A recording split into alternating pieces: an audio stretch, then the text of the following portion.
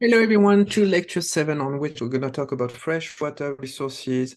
We will be looking at a small introduction about freshwater in the world and hydrologic cycle. That is something that you have watched already in your lecture prep.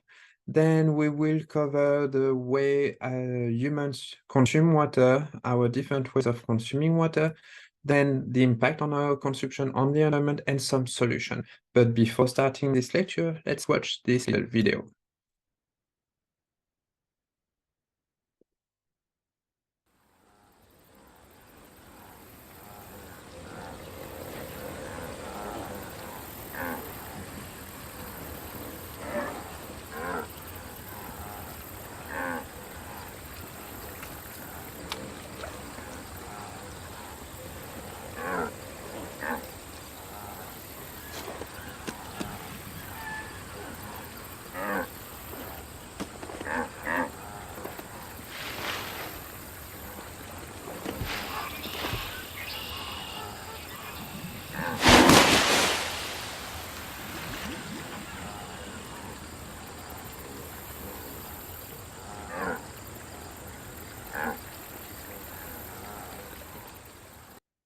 All right, a little lesson of life using freshwater as kind of part of the landscape. And before we do start this lecture, I have a riddle for you. Small one, should be an easy one. What runs but never walks? You may have already heard about it. So it's not a joke for once, just a small riddle. What runs but never walks? Well, in fact, the topic of the day, water.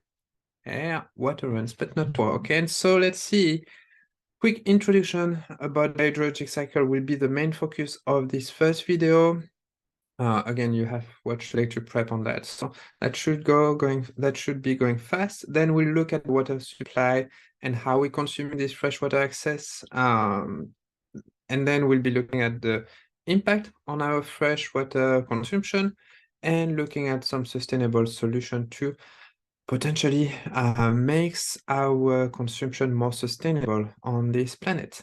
So let's start. I would expect 4 videos for each chapter at this point, and ideally they should be about 15 minutes each. So about the hydrologic cycle, just going quickly again because you have worked a lecture prep on that one.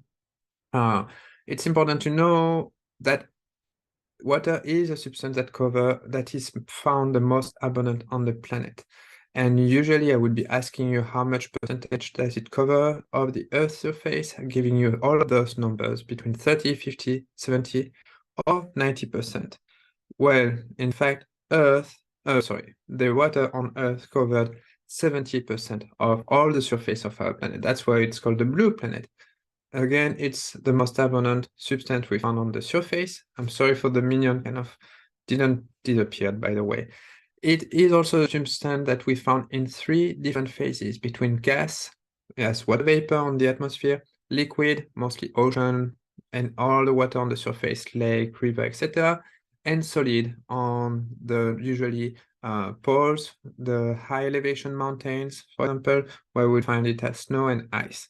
And without water, at least on our planet, scientists don't think that life would have happened. It's one of the basic resources needed for life at the base of photosynthesis that has been building up all the life on our system at the beginning of the food chain. So water is the most abundant and the most essential substance that we have on our planet for life in itself. Water is part of its own cycle, what we call the hydrologic cycle, where it's just a motion of water between what we call reservoir or storage. So we're talking about flux. When we're talking about the motion of water between those reservoirs, which can be called store or storage also too.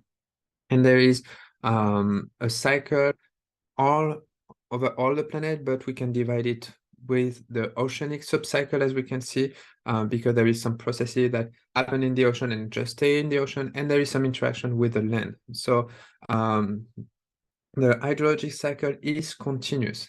What's driving the hydrologic cycle? Usually it's a question I could be asking you. Well, the hydrologic cycle is moved, in fact, thanks to the energy from the sun. The sun will be evaporating the sunlight, the heat from the sun will be enough to make water from the ocean to evaporate. Some of it will condense and precipitate back to the ocean. Some of it will be transported to the land where it will be precipitating and then flowing at the surface through runoff by rivers, lakes, etc. Some of it will evaporate from the process. Some of it will infiltrate within the soil, going into the groundwater, but at some point connecting back to the ocean. So because it's a continuous circle, water is considered to be a renewable resource. However, fresh water is not exactly a renewable resource. We have to differentiate between water and fresh water. And that will be coming in just a couple of slides. Quickly before that, the amount of time that water will spend in each of the reservoirs is different. In the atmosphere, the water will stay as a gas phase, maybe for 1 to 2 weeks, mostly. In the rivers, it's expecting to be about 2 weeks in average. In lakes, it would be a couple of years, up to 10 years mostly. Those are estimated based on calculation. In the ocean, a molecule of water will be spending easily 4,000 years, like a couple of thousand years. So it's a lot of humans' life that a molecule of water will spend in the ocean before going into any other reservoirs. It's even less, however, than groundwater, which can be up to 10,000 years. It can be only a couple of weeks if the water is being expulsed from the groundwater for any reason, but it can go up to 10,000 years. The same as ice caps, glacier that could be easily going for thousands and thousands of years. So depending on the reservoir, the water will spend different amount of time, which kind of impact on the access to fresh water and the chance to replenish our fresh water, which will be an impact on the environment. We will talk in video number 3. But before, let's skip on our small introduction about the hydrologic cycle and in particular the water availability on Earth. Looking at how much water do we have available. Let me quickly pause that video first.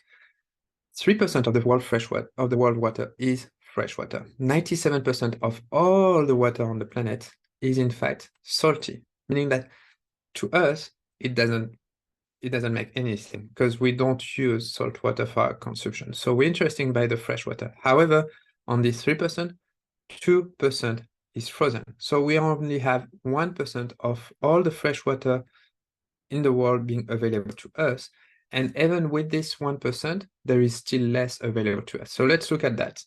3% is the amount of fresh water that is ideally available on the planet. But most of this is in fact frozen in glacier and permafrost. So we're still left with groundwater and surface water. But beside, the surface water is divided by atmosphere, swamps, soil, and lakes and river. We mostly have access to lakes and river water in itself, and also the groundwater. However, because our population is increasing, before our consumption tend to increase because of our way of living life, the amount of what we call water stress has been increasing over the recent years. The water stress is the demand of water by a population and based on what we have. And so in general, we don't meet the need of our population in terms of fresh water, and that is in some way increasing.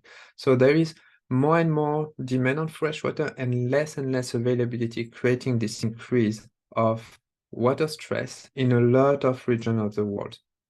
And the Western US is part of it. If we're looking at the normal availability of fresh water in the world, we have this map. And we can see that most of the countries of the world tend to define, or I would say most of the continents in the world tend to have quite some good availability in fresh water, except mostly the African continent, which has a lot of region with little access to fresh water, which kind of also being part of the reason why the African continent is still one of the last one to develop. It was really lacking some natural resources to help its population and countries to develop as fast as others, and also countries from the Middle Orient and South Asia. So, but in general, other countries do have enough access to fresh water. However, because of our way of consuming water, and we will see that again in video number 2, number 3, we have to deal with some stress. Again, the fact that we need more water than we have available. And this is about a third of all the Earth's surface dealing with what we call arid region that do not provide enough water, concerning about a fifth of the population. So we do have issues of water supply in those regions. In particular, in this case, mid and western US are concerned. A portion of South America beside the Amazonian forest is also concerned with that. You see drier but low stress to some high stress as you go to yellowish and reddish. Big portion of Africa, Middle Orient, and Asia, in fact, Australia, deal with a lot of stress. So this is a very common, unfortunately, problem that is increasing over time, as we saw from the previous video. And we will be talking about our consumption needs, why we are consuming so much, and the impact on the environment before talking about the solution on, or at least some solution that could be helping to make that water stress at least less intense as it is becoming, unfortunately. With that, it's the end of our first video. And whenever you're ready, I invite you to join me for the second video. See you in a bit.